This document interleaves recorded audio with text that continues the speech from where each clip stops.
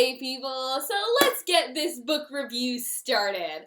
Today's book is The Summer List by Amy Mason Doan, and like many books that I have read, it was not what I expected. Not in a bad way, not in a good way, it just wasn't what I thought it was going to be, and I liked it. I didn't love it.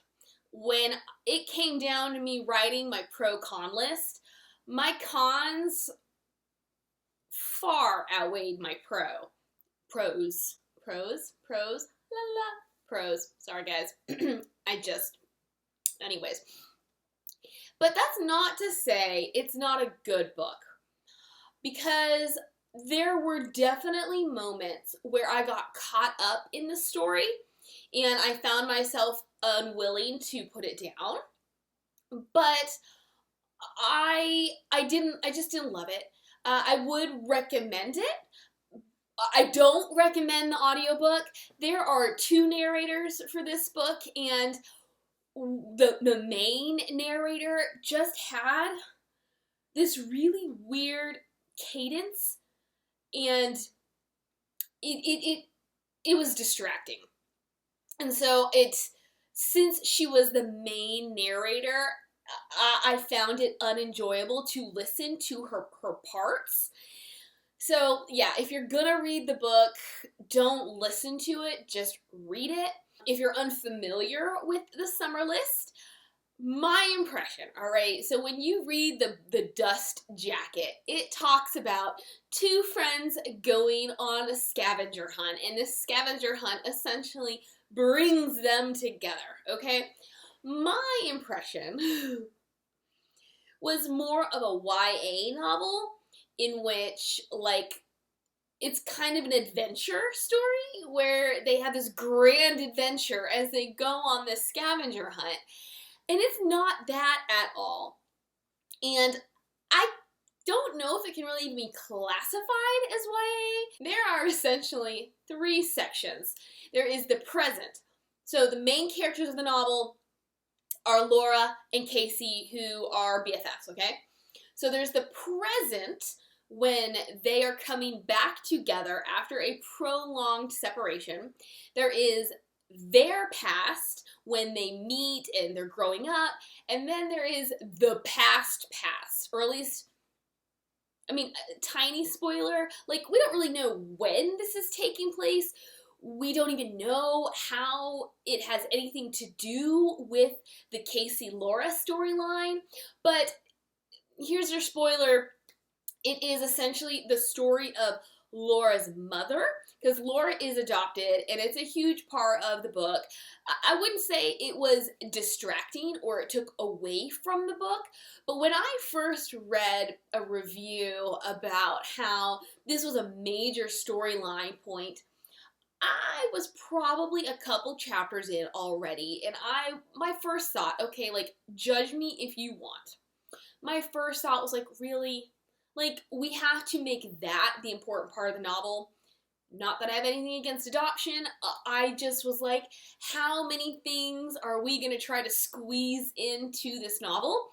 But on the whole, it really wasn't distracting at all. I think it did help to round her out because it was a big part of her identity.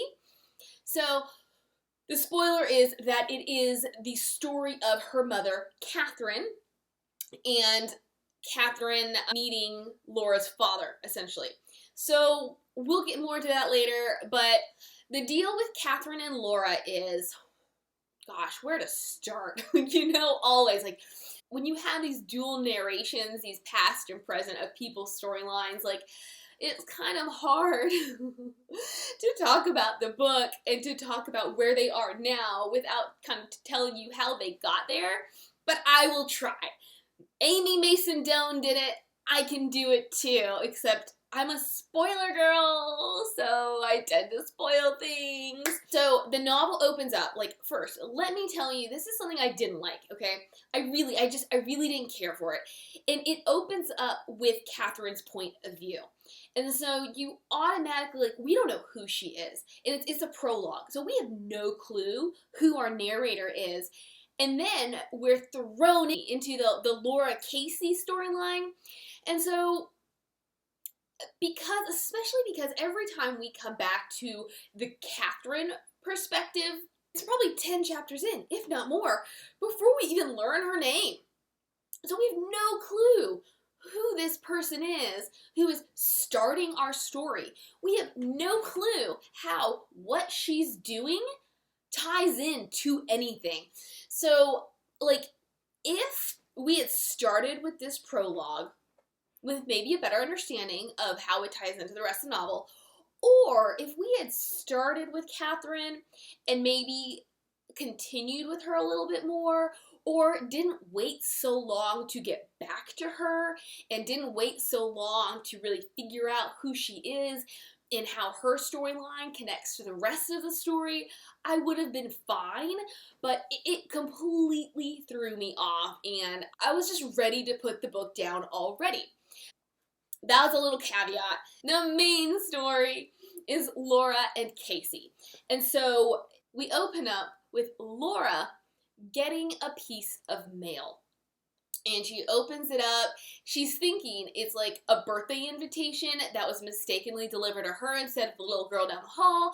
She opens it up and she realizes it's a letter from her long lost friend Casey, with whom she has not spoken in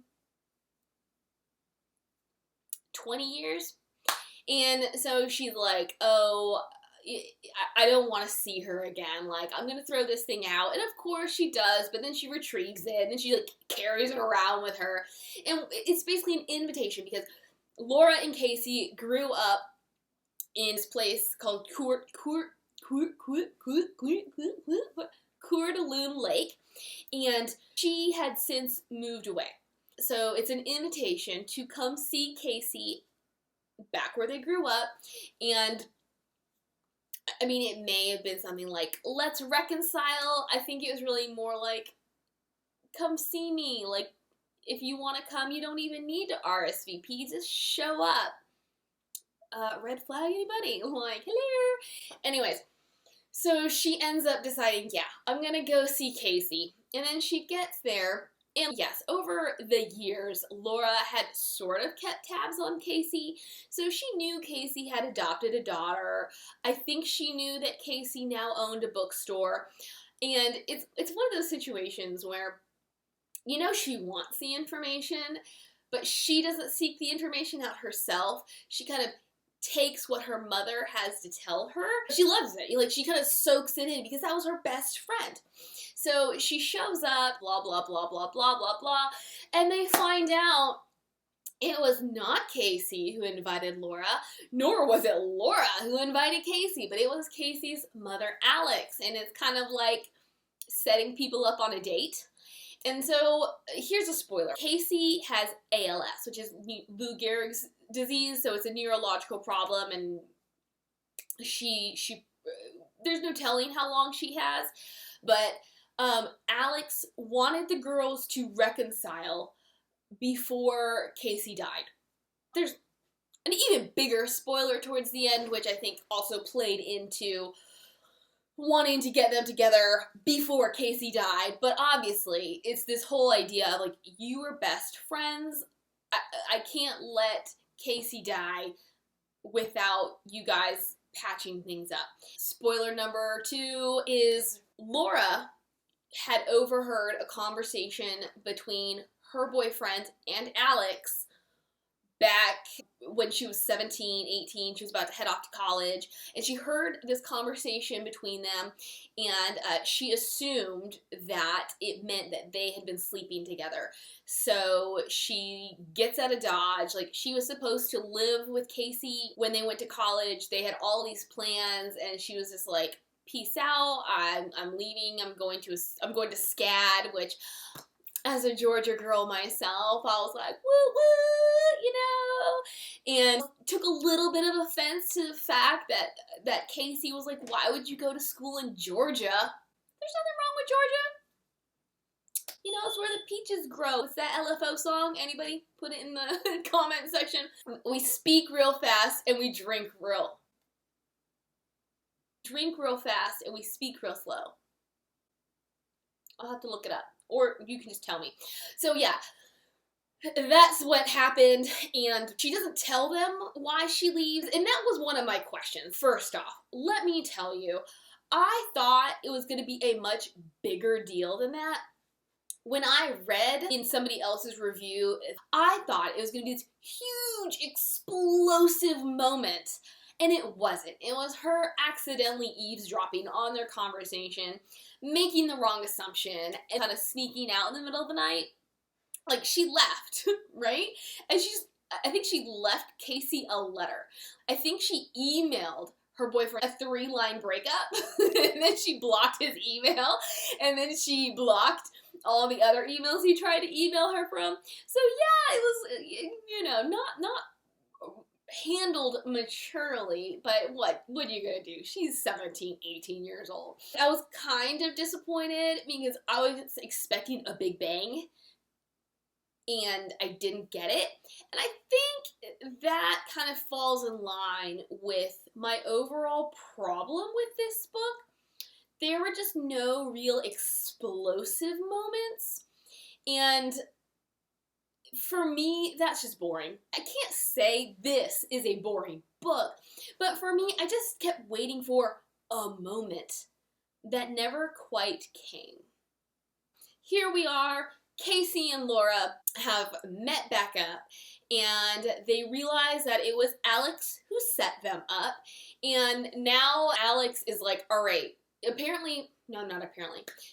Alex was famed for her scavenger hunts. She had started it back when the girls were in high school. It was something that she did for Casey's Sweet 16, and it just kind of grew from there, like all the local kids getting involved.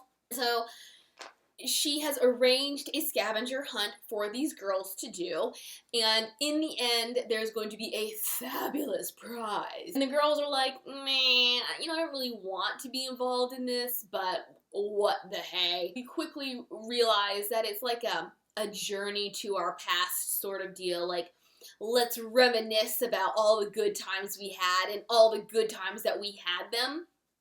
And very quickly, we meet JB, who is Laura's ex, and it takes a really long time for this little storyline to evolve. I would have preferred it didn't take that long, but I did like their romance. I did wish that they could get together, or that they had been together longer, because it was like the love of Laura's life. And I think they'd been together a year. Well, that is a long time. Forgive me for underestimating their romance. But I felt like, again, it was going to be a much bigger deal than it was, because in present day, Amy Mason Doan makes this huge deal about this romance. And then we just don't get a whole lot of it in that past storyline. It's a slow build, especially considering he's the reason she got out of Dodge, Anywho, what they do is they end up at this roller rink, which took me right back to my Sparkle days. Who hears me with that, right? So this is where Laura initially met him, because he worked there. He was the hot college guy with the too tight shirt. He now owns it, but he's not supposed to be there, and wouldn't you know it, he is. So we get this really lovely, awkward moment where there's a lot of sexual tension. I guess the deal is Alex had sort of enlisted him to make sure that the girls were following along with the scavenger hunt. And part of the scavenger hunt is taking pictures, collecting souvenirs, basically to prove they done what they done. I mean, would Alex really have held back if they didn't do everything they were supposed to? Probably not. But we're moving on. Laura is getting a little bit jealous because Casey and JB have obviously kept in touch. They are obviously really good friends. I'm trying to remember the chain of events. So I think what happened was they were going to another scavenger hunt location, and I think Laura says something that, I don't know if it hurts Casey's feelings, offends Casey. It does something to kind of cause her to give Laura the cold shoulder. And now Laura spends the next day or so like, why won't Casey talk to me? I wish things could be how they were. And this is what bothers me. They've spent like a day and a half together, right? They haven't once mentioned why Laura peaced out. So why is Laura expecting Casey to treat her like they're friends, treat her the way that she used to treat her? I think it's an unrealistic expectation. Like, this was just kind of an early theme. And, you know, I understand the nostalgia. I understand, like, wanting something back because they were like sisters. Has she tried to apologize? Has she tried to explain anything? No. Has Casey even brought it up? No. So, like, there is no expectation for anything that Laura wants right now. I would be fine if Laura, needing to break the tension, went up to Casey and was like, look, I know this is what I did. Can we work through it? Can we talk about it? Can we move past it? Let me explain to you why I did it. And there's none of that. And I understand that we can't reveal that answer just yet. Like, that is an end of the book kind of destination. But couldn't we have unfinished conversations? Would that have been so bad? Because then I would not have gotten so irritated. I just really hate... I'm supposed to, like, the author wants me to feel, to sympathize, to whatever, with a character who has made no steps to make things happen. So, they continue on their scavenger hunt, and we continue to get glimpses of the girls growing up. And, you know, this whole time, I'm just waiting for the fallout. I'm like, what's it gonna be? When's it gonna happen? And okay, yeah, so we're going back and forth.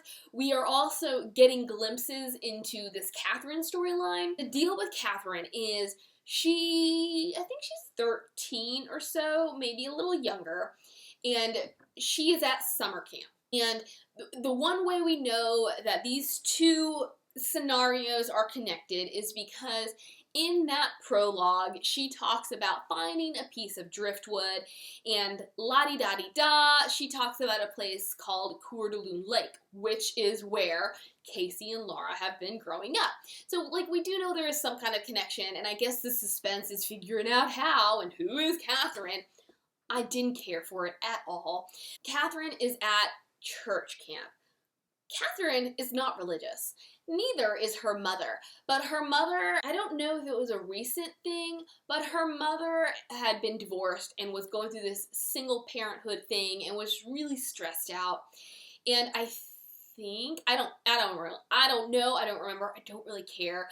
Anyways, she somehow learns about this camp, this retreat. It's like, she's able to bring her daughter and they can simultaneously be part of camps. And whatever is going on at the adult camp, it's supposed to help her heal, supposed to help her relax, supposed to help her whatever. But in the meantime, Catherine is surrounded by a bunch of Bible thumpers, and she's like, what am I doing here? I don't agree with anything they say. I don't particularly like anybody that's here. My counselors are super cracked out, strict people. Like, what am I doing here? And she's just waiting for the end of the summer to see her mother. They can laugh about it and get back to the way things were. In the meantime, she meets a girl named Sandy? I think it starts with an S. So there's this girl at the camp with her who is the ultimate Christian, carries her Bible everywhere. The girl approaches her. Like, I guess there just came a point where Catherine was like, I can't go on. Like, I have no more energy to do whatever. And the girl notices, and she approaches her, and she's like, look, I've noticed something's going on. Why don't you meet me at X time at X place, and we'll take things from there. But it turns out that this girl, her name isn't actually Sandy or Sandra or whatever her alias is Alexandra. And Alexandra is not a good Christian girl. It's just like the name, it's just the face that she wears. I don't know why she's at the camp. Spoiler, if you hadn't put two and two together, Alexandra is Alex, who is Casey's mother. And so in that storyline, we hear a lot about Alex had a really, I guess, restrictive upbringing, and that is why she behaves so, I guess, young, juvenilely, just something. There's really no, in my opinion, no satisfactory explanation as to Alex's background, but Alexandra, they meet up at X time, X place, and they go off with, sorry, this is kind of ridiculous when you say it out loud, they go off with the guitarist who plays the music at everything. And he's like, I'm not a Christian either. They had a late cancellation and like I answered the ad or whatever. So yeah, they go to hang out with him and his name is Daniel. He does come into play later. I mean, can you give me a holla if you know how? End of summer comes and Catherine's mother picks her up and she's like, man, Mom, I've missed you. This was the most ridiculous thing ever. And her mom's like, oh, don't talk like that. And she's like, what? So basically her mother had been brainwashed wherever she was and enters this cult-like group that was established at this camp. I don't quite understand how it all went down because I don't know if her mother's side of camp was religious as well. I think it was. They get involved in the religious group that runs this camp. But their leader eventually gets super radical and it's like, you gotta give away everything you have. And I'm honestly imagining him hoarding away all the money. We're selling it for good things, but actually I'm just taking it and keeping the rewards for myself. Don't really know if that was what happened, but it made it more interesting for me. Things just become a little bit more extreme. And Catherine hears how this church is dividing into two, and the more extreme sect is going to Iowa, and she's relieved because she's like, my mother would never do that. We're finally gonna get rid of the wackos, and my life is gonna get back to normal. And did I mention that she and Alex did acid during a church service? There we go. She's all relieved, and then she learns that, oh no, her mother has flown the coop. Mentally, she's ready to go to Iowa. And Alex had already told her that she was gonna run away. They're like 14 or something at this point. I felt like they were much older, but I think they're only about 14. And so when Catherine realizes that her mother intends to sell everything they have and make them leave, she's like, I'm running away with Alex. To make that long story short, they, by the grace of God, have someone who can give them a place to stay, because that happens to every 14-year-old runaway, doesn't it? And that person just happens to be Daniel. And he just happens to own a home, and it's a nice home, and in a way, it's almost like a cult of its own, where, because I think this is like the 70s, the 60s or 70s, and so it's free love and flower power.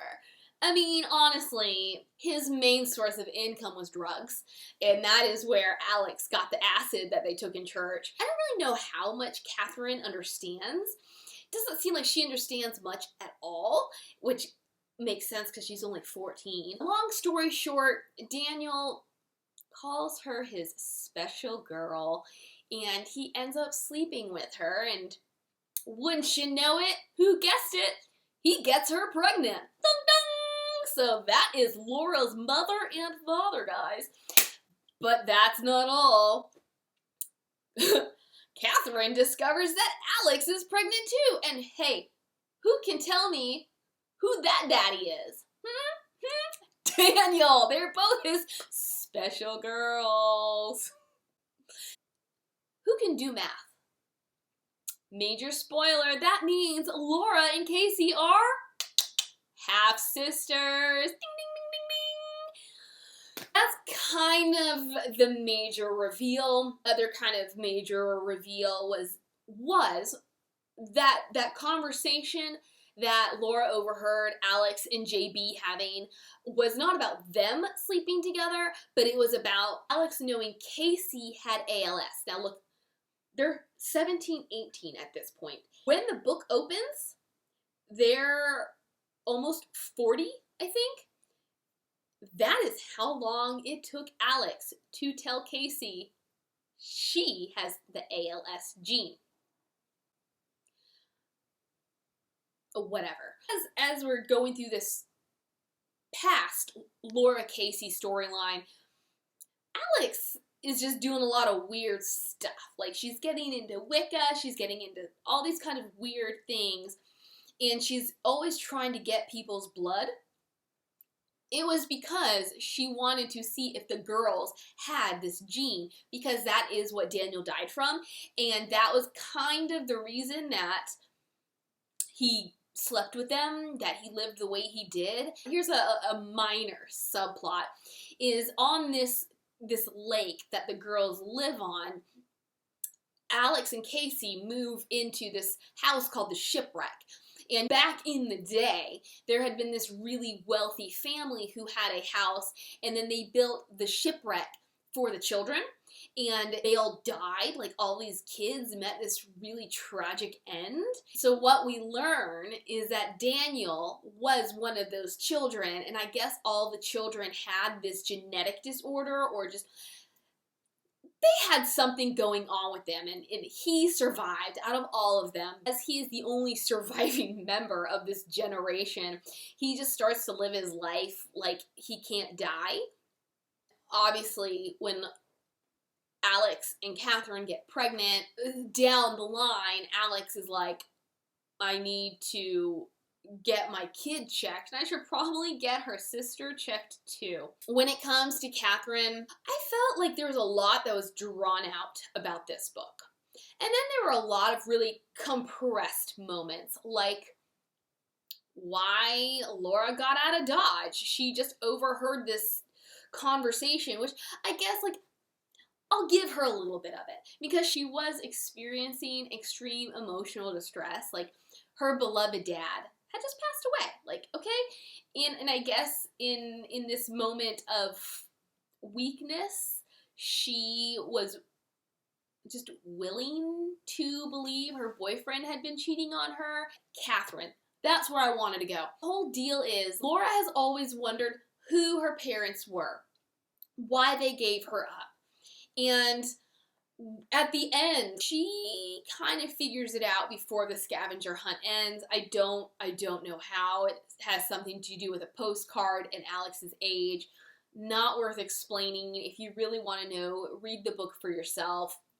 But she is like, all right, you know, now Alex is going to tell me who my mom is. Alex is going to tell me where my mom is. And really all Alex can do is tell her who her parents were, because after they're both ginormously pregnant and Daniel is on his deathbed from ALS, his mother shows up. She sends Daniel off to hospice care, and then she takes both of the girls, because obviously they're homeless, and she sets them up in this place where they can live out the rest of their pregnancies. And when Laura is 5 months, Catherine receives baby clothes. And she's like, I can't do this anymore. Where did that come from? We get this huge lead up. The whole entire book is about figuring out, who is Catherine? What does she have to do with Laura and Casey? Who are Laura's parents? And then it's just like, oh, she just decided she couldn't handle it, so she ran off with another drug addict, and that's it? Like, we have no clue where she ended up. Like, none whatsoever. That's Catherine. where Doan didn't really know how to close off that storyline. So she just kind of made Catherine disappear. And one thing that was thematic throughout, or was a symbol throughout the entire novel, was this little music box made out of driftwood that Laura had, and it was the only thing she had from her biological mother. The song in it she had never heard before, but she felt like it had significance. And from Alex, she learns that there is no significance to it. It's just Catherine had carved 2 music boxes out of driftwood. She kept one. She gave one to Alex. Obviously, Catherine's got passed down to Laura. And then we have an epilogue. And the epilogue is basically explaining the significance of the song, and wouldn't you know it, there's still no significance to the song. It's more about the cover of the album, which the record came in, and it has a picture of a woman painted like a butterfly. There you go. So we had this crazy prologue, this ridiculous epilogue, and then this truncated explanation as to why Catherine gave Laura up. I loved the relationship between Laura and her adoptive dad, because even though her mother was not someone she particularly got along with, like she didn't see eye to eye with on a lot of levels, her dad was kind of like this stalwart presence who supported her without stepping out of lines with his wife. He's the one that gave Laura the music box. He's the one who would give her little tidbits of information on her mother, even though there wasn't much. Like, there were just things I guess her adoptive mother wasn't going to tell her. And so I just loved his steady presence in Laura's life, even though we didn't get as much of him as you'd think. Doan was still able to form this really significant relationship between the two. I think my favorite part was the friendship between Laura and Casey, you know, the one that we got to see as they grew up. I didn't care so much for the present storyline because I just was like, so we're throwing 2 characters together and they're not going to talk it out before they go on this connective, this cathartic scavenger hunt. You know, I didn't think the scavenger hunt was that important. Obviously, it was intended, it was like a means to an end. It was the vehicle to get them through the story. But I mean, yeah, like, you know, if they went to the skating rink for something, the next scene we got would be from their past, in which they're at the skating rink, and it kind of introduces JB for the first time. So yeah, like sometimes their destinations had tie-ins and had significance, but on the whole, it was a really underwhelming experiment for me. I just thought it would be a bit more exciting, and it would help bring the girls together, you know, like when they're hiking up the mountain and they're in nature. It's like perfect time to talk about what went wrong with us, you know?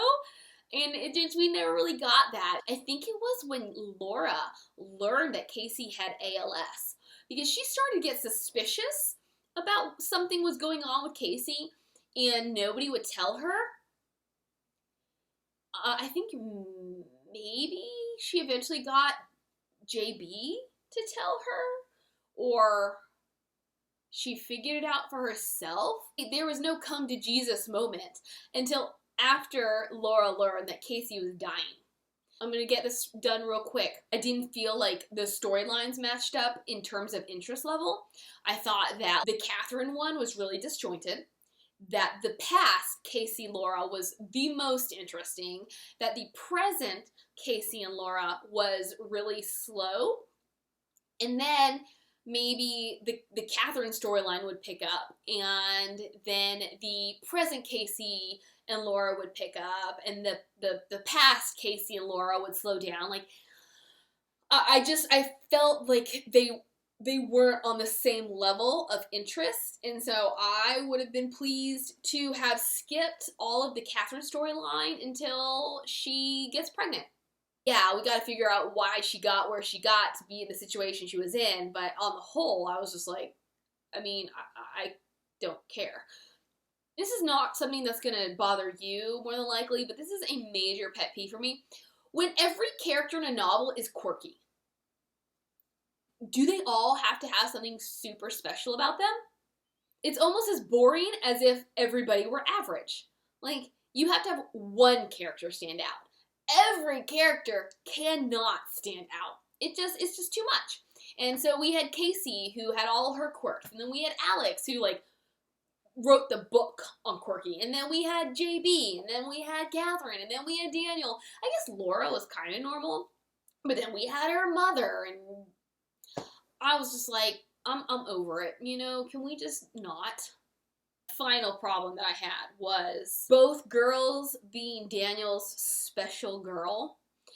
I thought it was a bit cliche, a bit expected. Like, Daniel was really flat. I was expecting a whole lot more from him, but he was just a means to an end. We needed someone to be Laura's dad.